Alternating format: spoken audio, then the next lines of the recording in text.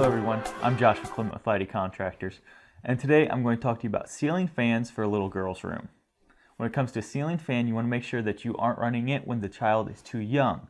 That much fan moving around could cause a breeze in there that might not be that good for the child if it's too young.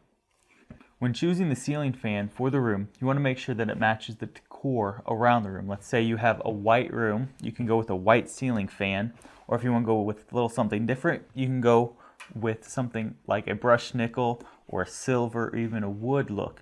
Depends on what look you already have in the room and what look you want. There's so many different choices out there, and if you go with something like a white one, you can customize it. You can paint the blades, you can put stickers on there, you can do so many things to a ceiling fan. One of those things are replacing the pull chains. You can go with something that's real sparkly that the girl likes to look at, something real pretty. It just kind of depends on the child. So you want to talk to your child and see what the child likes and how you can customize it for the specific child. Another thing you want to look at is how much light the fan's going to put off. This fan here is just a one bulb fan.